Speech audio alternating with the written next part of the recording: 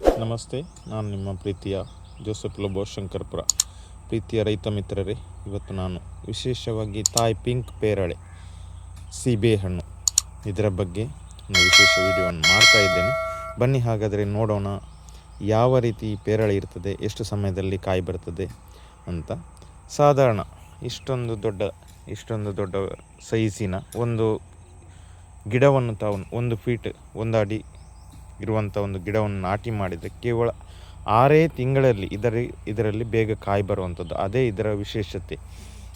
ಇದನ್ನು ಎಲ್ಲ ನರ್ಸರಿಗಳಲ್ಲಿ ಎಲ್ಲಿ ಬೇಕಾದರೂ ಸಿಗ್ತದೆ, ಅಲ್ಲಿ ಖರೀದಿಸಬಹುದು. ಬಟ್ ಒಳ್ಳೆಯ ಗಿಡವನ್ನು ನೋಡಿ ಖರೀದಿಸುವುದು ಅತಿ ಅವಶ್ಯಕ.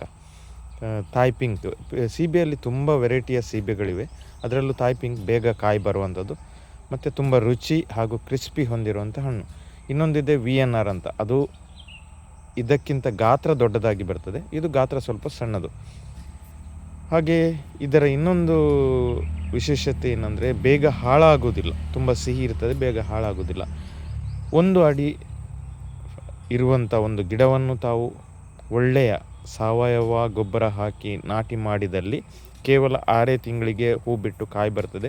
ಇದರ ಸೀಸನ್ ನವೆಂಬರಿಂದ ಸಾಧಾರಣ ಮೇವರೆಗೆ ಕಂಟಿನ್ಯೂ ಆಗಿ ಕಾಯಿ ಸಿಗ್ತದೆ. ಯಾಕೆಂದರೆ ಮಳೆಗಾಲದಲ್ಲಿ ಬರುವಂಥ ಹೂಗಳು ಪಾಲಿನೇಷನ್ ಆಗಿ ನಿಲ್ಲುವುದಿಲ್ಲ. ಸ್ವಲ್ಪ ಹೂಗಳು ವೇಸ್ಟ್ ಆಗ್ತವೆ. ಆವಾಗ ನಿಮಗೆ ಮಳೆಗಾಲದಲ್ಲಿ ಕಾಯಿ ಅಷ್ಟು ಸಿಗೋದಿಲ್ಲ. ಒಂದು ವೇಳೆ ಕಾಯಿ ಸಿಕ್ಕಿದ್ರೂ ಹಣ್ಣಾದ ನಂತರ ತಿನ್ನಲಿಕ್ಕೆ ಅಷ್ಟು ರುಚಿ ಇರುವುದಿಲ್ಲ. ಯಾಕೆಂದರೆ ಮಳೆಗಾಲದ ಕಾಯಿ ಮಳೆ ತುಂಬವಿರುವುದರಿಂದ ನೀರಿನ ಪ್ರಮಾಣ ಜಾಸ್ತಿ ಇರುವಾಗ ಸಿಹಿ ಕಡಿಮೆ ಇರ್ತದೆ. ಆವಾಗ ಅಷ್ಟೊಂದು ರುಚಿ ಇರುವುದಿಲ್ಲ. ನವೆಂಬರಿಂದ ಮೇವರೆಗೆ ಸಿಗುವಂಥ ಹಣ್ಣುಗಳು ತುಂಬ ರುಚಿಕರವಾಗಿರ್ತವೆ. ಅದೇ ರೀತಿ ಈ ರೀತಿಯಾಗಿ 6 ತಿಂಗಳ ಪೋಷಣೆಯ ನಂತರ ಒಳ್ಳೆಯ ಕಾಯಿಗಳು ತಮಗೆ ಸಿಗ್ತವೆ. ನಾವು ಈ ಗಿಡವನ್ನು ನಾಟಿ ಮಾಡಿ ಇವಾಗ 1.5 ವರ್ಷ ಆಗಿದೆ ನೋಡಿ. ಇಷ್ಟೇ ಸಣ್ಣ ಗಿಡ. ಇಷ್ಟು ಸಣ್ಣ ಗಿಡದಲ್ಲಿ ಕನಿಷ್ಠ ಪಕ್ಷ ಒಂದು 40ರಿಂದ 50 ಕಾಯಿಗಳಿವೆ. ನಾನು ಇಲ್ಲಿ ತೋರಿಸ್ತಾ ಇದ್ದೇನೆ ನಿಮಗೆ. ಇಡೀ ಗಿಡ ತುಂಬ ಸೊಪ್ಪು ಎಷ್ಟಿದೆಯೋ ಅಷ್ಟೇ ಪ್ರಮಾಣದ ಕಾಯಿಗಳು ಇಲ್ಲಿವೆ ನೋಡಿ.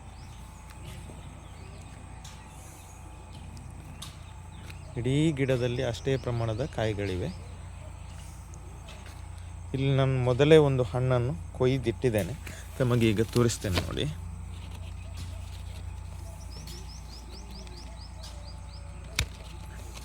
ನೋಡಿ ಎಷ್ಟೊಂದು ಕ್ರಿಸ್ಪಿ ಹಣ್ಣು ಇದು.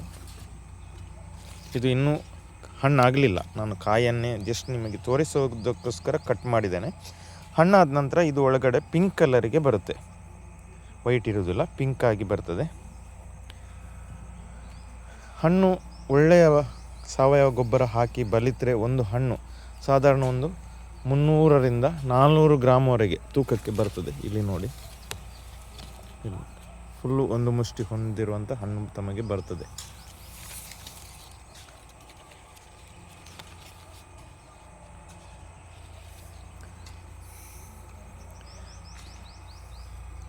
ಎರಡನೇದಾಗಿ ಇದಕ್ಕೆ ಜಾಸ್ತಿ ಪ್ರಮಾಣದ ಯಾವುದೇ ರೀತಿಯ ಫರ್ಟಿಲೈಸರ್ ಕೆಮಿಕಲ್ ಅವಶ್ಯಕತೆ ಇರುವುದಿಲ್ಲ.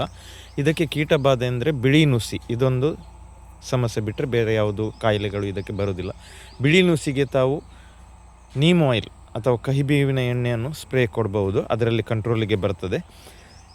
ಕೊನೆಯದಾಗಿ ಇದನ್ನು ಪ್ರತಿ 3 ತಿಂಗಳಿಗೊಮ್ಮೆ ಬೇಡವಾದ ಗೆಲ್ಲುಗಳನ್ನು ಪ್ರೂನಿಂಗ್ ಮಾಡಿ ಈ ಹೈಟಿಗೆ ಸೆಟ್ ಮಾಡಿಕೊಂಡಿರಬೇಕು. ಆವಾಗ ಮಾತ್ರ ಕಾಯಿ ಜಾಸ್ತಿ ಬರ್ತದೆ. ಪೇರಳೆ ಗಿಡಕ್ಕೆ ಪ್ರೂನಿಂಗ್ ಅತಿ ಅವಶ್ಯಕ. ಪ್ರೂನಿಂಗ್ ಇಲ್ಲ ಅಂದರೆ ಕಡ್ಡಿ ಹಾಗೆ ಗಿಡ ಬೆಳೆದು ಕಾಯಿಗಳು ಲಭ್ಯವಾಗುವುದಿಲ್ಲ, ಗಿಡನೂ ಸರಿಯಾಗಿ ನಿಲ್ಲುವುದಿಲ್ಲ. ಇದೇ ರೀತಿ ಸಾವಯವ ರೀತಿಯಲ್ಲಿ ನೋಡಿ, ಕೇವಲ ಸಾವಯವ ಹಟ್ಟಿ ಗೊಬ್ಬರವನ್ನು ಇಲ್ಲಿ ನೀಡಿದ್ದೇವೆ. ಬೇರೆ ಯಾವುದೇ ಕೆಮಿಕಲ್ ಇದಕ್ಕೆ ಕೊಟ್ಟಿಲ್ಲ. ನೀಡಿದಲ್ಲಿ ಮಿತ ಪ್ರಮಾಣದ ನೀರು, ಅದೇ ರೀತಿ ಒಳ್ಳೆಯ ಬೆಳಕು ಇದಕ್ಕೆ ಬೀಳಬೇಕು. ಆವಾಗ ಒಳ್ಳೆಯ ಕಾಯಿ ತಮಗೆ ಸಿಗ್ತಾ ಇದೆ.